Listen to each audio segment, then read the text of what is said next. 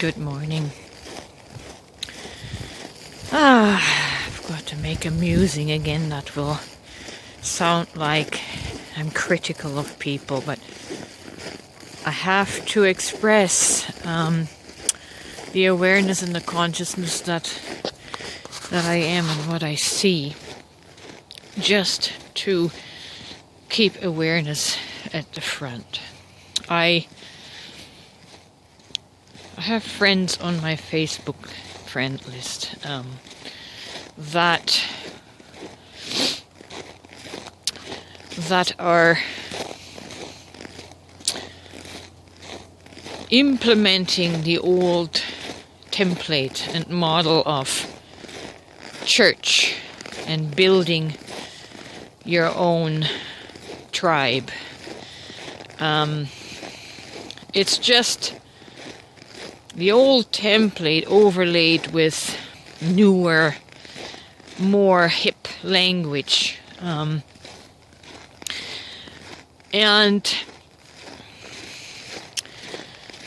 the issue that I see with that is, as soon as you gather people into a tribe, a family, or a creed, a nation, it demands conformity to a creed, to groupthink, because it's the groupthink or a shared common belief that is required to maintain cohesion, to maintain harmony. And once you divert into that direction, you're fully back into your mental realm, in your mental space. And in a subtle way, it undermines your soul autonomy. You can no longer just be yourself, because you have to meet the expectations of the organization. So, yeah, I'm very uncomfortable with it. It simply does not work for my freed soul, my sovereign soul. You know, to be fitted into a template that teaches about Christ consciousness. You can't be informed into the experience. You can only experience Christ consciousness as an autonomous soul, not in the setting of groupthink or a tribe, right? A tribe that is glued together by common values and common beliefs that are rooted in the mental space, not in the soul. So this is always the problem when we try to organize soul. You cannot organize soul and turn it into a church and start teaching soul stuff. You can't teach soul stuff. You can only live soul stuff. When you begin teaching it, it becomes mind stuff. You're back in the mental space. You're back into, I don't even know what to call it. Anyways, you guys are on your timelines and you're playing out your script, and that's okay.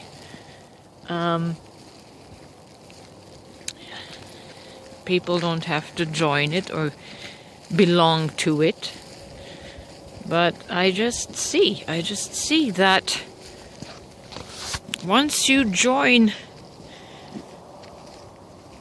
a group, you are abandoning your soul, because you are adapting to fit in, to make that group work. Right? Maybe I'm too much of an independent and I have fallen in love with my independence too much.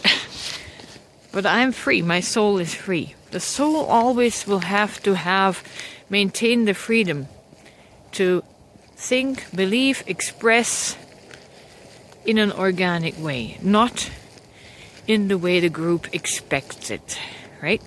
So I couldn't be part of that group because my soul would not abide by the creed, whatever the creed is, by the conformance to make the group work. I don't work in group. I can't function in groupthink.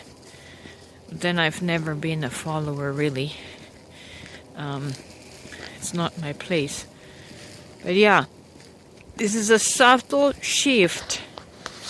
Once you belong to something, once you take a position as something, like a pastor, even a pastor with new consciousness, in the new consciousness, you are fitting a mold and you have to conform yourself to fit the role.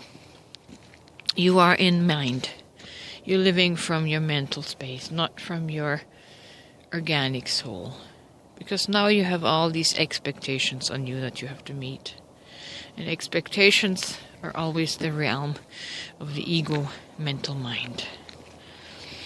So anyways, I wish you all the best, but I am not a partaker of that groupthink and whatever it is you are. Yeah, sure, you're going to meet people's needs. You're going to meet people's needs for acceptance, for belonging, for family. You're giving them a cozy place. But really, I think you're preventing them from finding the greatest treasure that is only found in the solitude of the soul that walks alone, right? You never come into the full strength of your soul power when you're always surrounded by groupthink, by the groupthink social net.